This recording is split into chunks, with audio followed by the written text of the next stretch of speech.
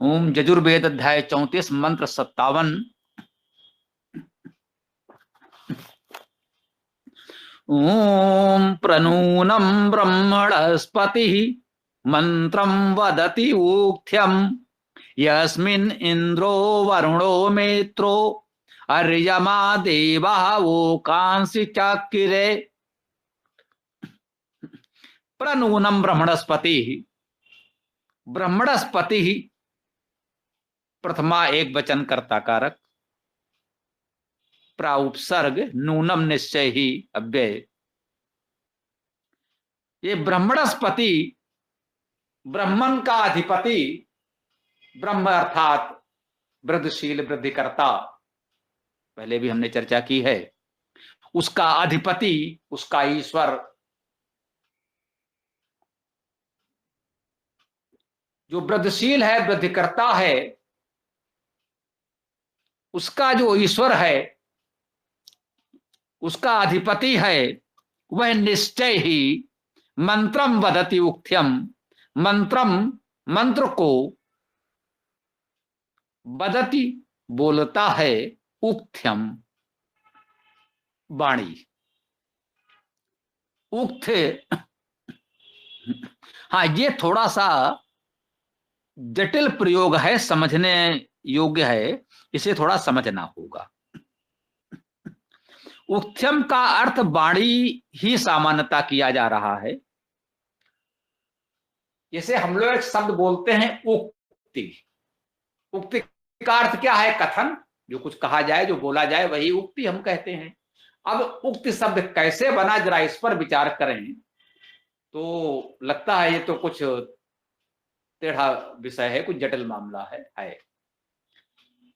धातु है वच, वच का अर्थ है बोलना। वच धातु का उक हो गया। ये कैसे हो गया? वा का ऊ का वा। ये हम लोगों ने अपने संस्कृत नियमों में बताया है। संस्कृत व्याकरण कक्षा में कहीं संभवतः चर्चा हुई होगी, आगे हो जाएगी। जब हम लोगों ने वर्णोच्चारण शिक्षा पढ़ी तब भी कुछ चर्चा इसकी आई होगी। ऊ और वा दोनों का उच्चारण स्थानोष्ठ है। ऊ स्वर है और वा अंतस्थ है। स्वर और अंतस्थ में बहुत थोड़ा अंतर होता है। स्वर पूर्णता विव्रत है, कहीं स्पर्श नहीं होगा, और अंतस्थ का अर्थ है वह स्वर और व्यंजन के मध्य है, हल्का सा थोड़ा सा ईसत स्पर्श होता है, उसे ईसत स्पर्श कहते हैं। तो हम स्वर बोल रहे थे ऊ, जरा सी चूक में ईसत स्पर्श हो गया, थोड़ा सा स्पर्श हो गया तो वह हो गया।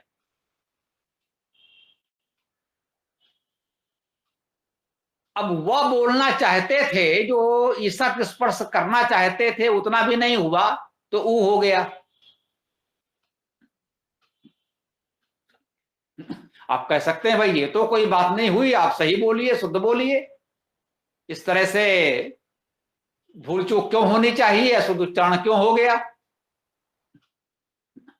इसी को कहा गया है ये भाषा है, गणित नहीं है। संस्कृत भाषा बहुत वैज्ञानिक है, तर्कसंगत है, गणितीय भाषा है, ऐसा कहा जाता है, ठीक कहा जाता है। फिर भी यह भाषा है, गणित नहीं है। रसायन शास्त्र, केमिस्ट्री में भी बहुत कुछ आपको ऐसा मिलता है जो गणितीय तरीके से व्यक्त नहीं कर सकते। भौतिकी में तो बहुत कुछ गणितीय है, फिर भी 100% नहीं, गणित ही गणितीय है। जब भौतिकी में कुछ और रसायन में बहुत कुछ ऐसा हो जाता है तो ये तो भाषा है। भाषा मानव का सहज उच्चारण है, और सहज बोलचाल के उच्चारण में इतनी छोटी मोटी चूक होना स्वाभाविक है। ये भूल चूक हो ही जाती है, कितना भी कोई प्रयास करे। तो जो मान लीजिए कि व्याकरणाचार्यों ने ये अनुभव किया कि इतना तो हो जाता है और लोग ऐसा बोलते हैं, तो समझिए लोग उक्ति बोलते हैं जिसके उनका आशय, उनका भावार्थ कथन से ही होता है। वो कहना चाहते हैं, वाणी, कथन, बात उसके लिए वो उक्त शब्द का प्रयोग कर रहे हैं। अधिकांश लोग कर रहे हैं, लगभग सभी कर रहे हैं, पूरा समाज कर रहा है। तो बेचारा व्याकरणाचार्य क्या करे, डंडा ले लेकर किसके सर पे खड़ा हो कि नहीं ऐसे नहीं ऐसे बोलो, ये तो संभव नहीं है। तो व्याकरणाचार्य ने स्वयं समर्पण कर दिया, भैया अब आप जो बोलते हो उसे हम स्वीकार कर लेते हैं। उसने अपनी व्याकरण में लिख दिया कि ऐसा होता है, लोग ऐसा बोलते हैं, आप इसे स्वीकार कर लें और इस प्रकार से उसका अर्थ समझ लें। ये सत्य है, इसे नकारा नहीं जा सकता। जो बहुत अधिक लोक में प्रचलित था ना, ना, उस बहुत लोक प्रचलन को व्याकरणाचार्यों ने स्वीकार कर लिया या मान्यता दे दी, अपने नियम में लिख दिया कि ऐसा होता है। अब होता है तो होता है ना। जो लोग सीधे व्याकरण को पढ़ के ही भाषा सीख रहे हैं, उन्होंने मान लिया यही परम सत्य है, उन्होंने लिखा है ऊका वाह होता है तो होता है। ये हमने आपको रहस्य बताया कि ऐसा होता है, क्योंकि लोग बोल रहे हैं इसलिए व्याकरणाचार्य ने उसे मान्यता दे दी है, तो अब कुछ नहीं हो सकता। लोग बोलते हैं ये सत्य है, इसलिए व्याकरणाचार्यों ने भी मान्यता दे दी है, तो आप भी दे दीजिए, हम आप क्या कर सकते हैं। तो इस तरह से वच धातु से उक्त बन गया, वा का ऊ हुआ और चाका का हो गया। अब चाका का तो हमने बताया है ऋच धातु है, ऋच से ऋचा बनता है, इसी से ऋक हो गया। और जब वेद जुड़ा, संधि हुई तो ऋग वेद हुआ, का और गा हो गया।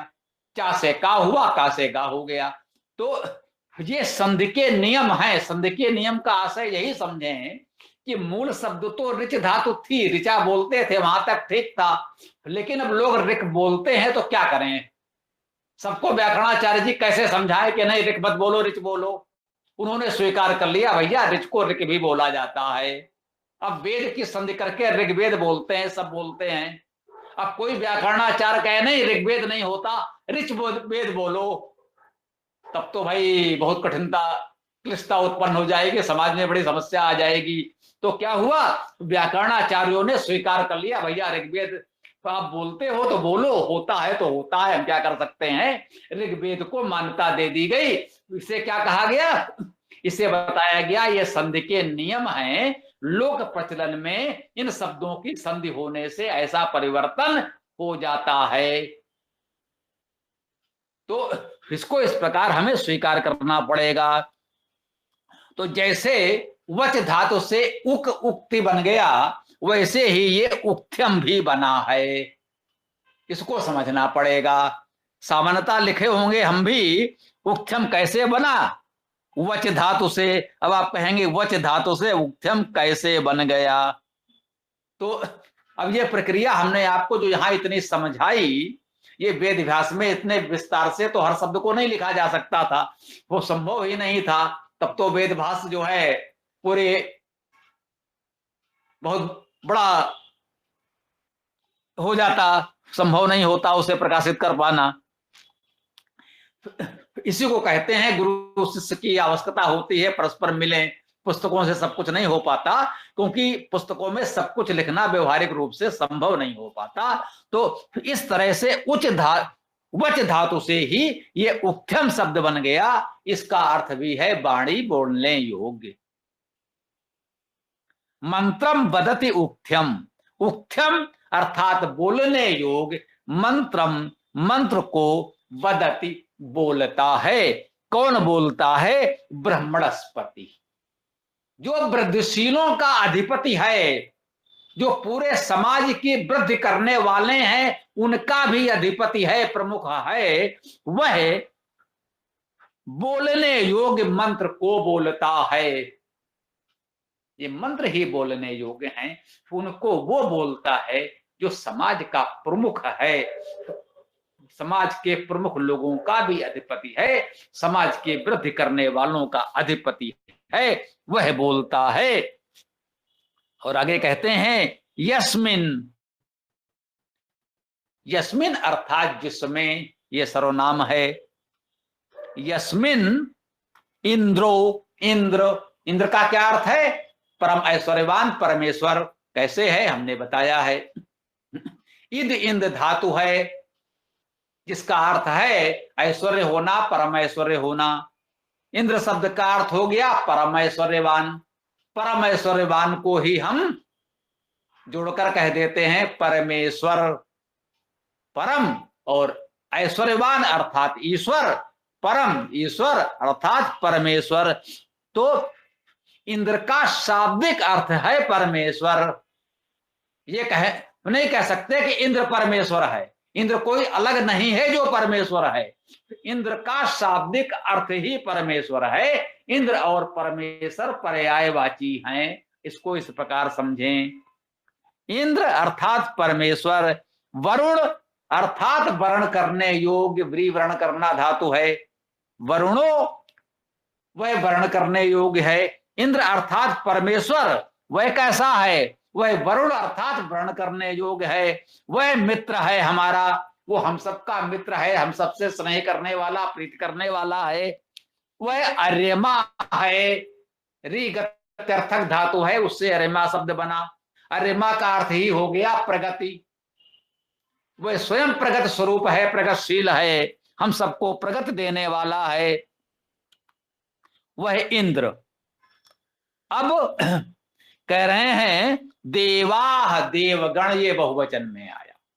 इंद्र परमेश्वर तो एक ही है, वह एक वचन में आया, एक ही है। वह इंद्र परमेश्वर ही वर्णीय है, वही हमारा मित्र है, वही अरिमा है, वही हमारी प्रगति है, वही हमें प्रगति देने वाला है। अब कह रहे हैं यहां दूसरा कर्ता कारक में आ गया देवा, देव का बहुवचन, देवगण बहुत से देव, देव अर्थात दिव्य गुणों से युक्त प्रकाशमान विद्वान, उन्हें हम देव कहते हैं। देवगण, देव धातु से देव शब्द निष्पन्न होता है। देव धातु के बहुत से अर्थ होते हैं, इसमें लिखे हैं प्रकाश करना, स्तुत करना, आनंद करना, प्रीत करना आदि आदि, पढ़ लीजिए, बहुत से हैं। तो वो देवा, देवगण, ओकांशी, ओकांश क्या है? ओक धातु है, इसका अर्थ है निवास करना। ओकांशी, ओक का बहुवचन हो गया, अर्थात बहुत से निवास। देवा ओकांशी, अब देवा में बहुवचन है, देव बहुत से हैं, ओकांश भी बहुवचन है, निवास भी बहुत से होने चाहिए। जब देव बहुत से हैं तो निवास भी बहुत से होंगे। चक्रे अर्थात किया, क्रिय धातु करना के अर्थ में है, उसी क्रिय धातु का एक रूप चक्रे भी है। चक्रे अर्थात किया, या वेद में हम कहते हैं यहां पर काल भेद नहीं होता, भूष भविष्य वर्तमान का भेद नहीं होता, तो करते हैं, ऐसा भी कह सकते हैं। यस्मिन देवा ओकांश चक्रे, जिसमें देवों ने निवास किया हुआ है, जिसमें देवगण निवास करते हैं। यस्मिन देवा ओकांश चक्रे, किसमें?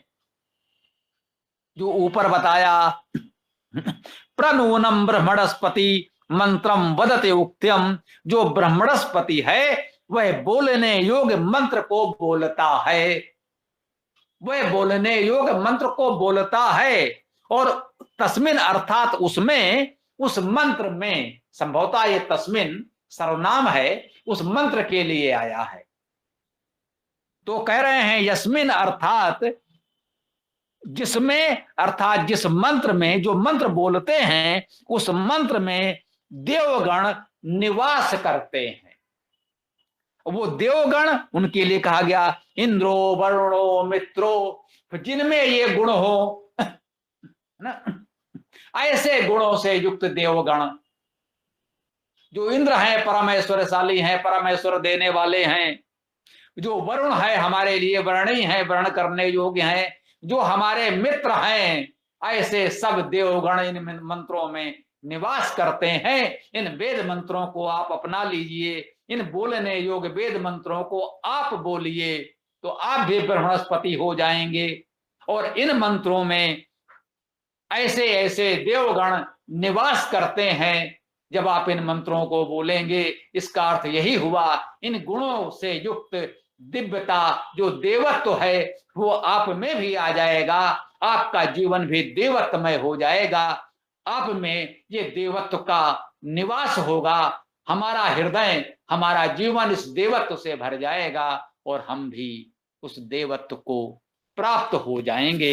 यह इस मंत्र का पावन पवित्र महान संदेश हम ग्रहण करते हैं और अपने इस मंत्र व्याख्या को हम यहाँ विराम देते हैं। अब आप लोग जो भी प्रश्न विचार आदि हो तो रख सकते हैं। ओम खम ब्रह्म।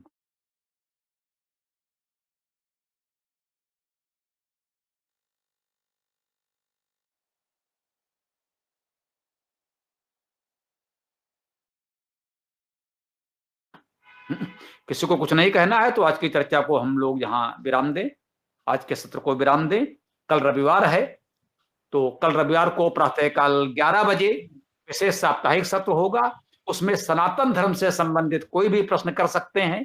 प्रश्न पहले से तो भी उत्तम है और वहां भी कर लेंगे। ये ध्यान रखेंगे कि हम लोग सैद्धांतिक चर्चा करेंगे कि यह बात सनातन धर्म के अनुकूल है या नहीं। सैद्धांतिक चर्चा करेंगे। किसी व्यक्ति, संस्था, संगठन, दल की चर्चा हम लोग नहीं करते। किसी व्यक्ति, संगठन, समुदाय को अच्छा बुरा नहीं कहते। हम सैद्धांतिक चर्चा करें कि यह बात हमारे सनातन धर्म के अनुकूल है या नहीं है। इस पर हम लोग खूब चर्चा कर सकते हैं, बहुत खुल करके चर्चा करेंगे। ओम। किसी को कुछ कहना है तो बोलिए। हरीश जी कुछ कहना चाह रहे हैं क्या? ओम। जी स्वामी जी नमस्ते। ये जो शब्द यहाँ पर आया है, क्या बोलते हैं, वदति और उक्थम, तो दोनों शब्द तो एक ही अर्थ दे रहे हैं। वदति माने भी कहना और उक्थम माने भी कहना, फिर इसको दो दो शब्द एक साथ देने की आवश्यकता क्यों पड़ रही है? ऐसा तो अनेक मंत्रों में मिलेगा, अवश्य मिलेगा, इसकी आवश्यकता है। बदत क्रिया है, बोलता है। उक्थम अर्थात कहने योग, बोलने योग्य। मंत्रम अर्थात मंत्र को, जो बोलने योग्य मंत्र है उनको बोलता है। बोलने योग्य को बोलता है, करने योग्य को करता है। कार्यम करोति, जो कार्य है उसी को तो करेगा। दोनों का अर्थ तो एक ही हुआ, आप कह सकते हैं। क्रिय धातु से कार्य बना। कार्य अर्थात करने योग्य। करोति करता है, कार्यम करोति करने योग्य को करता है। तो अर्थ तो वही हो गया और आया है और आएगा। बिल्कुल कहेंगे कार्यम करोति करने योग्य करता है। कर्तव्यम करोति, जो करनी है, कर्तव्य है उसको करता है। कर्तव्यम करोति, करणीयम करोति, ये तो आएगा, ये तो बोला ही जाएगा। वही तो कहते हैं यही हमारा धर्म है।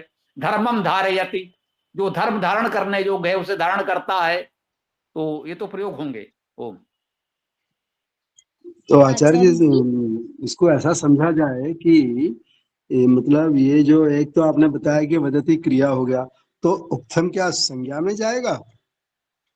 जी जी बिल्कुल बिल्कुल, वो संज्ञा में जाएगा। धन्यवाद। वाणी, वचन, उक्ति, ये सब संज्ञा में जाएंगे। जी।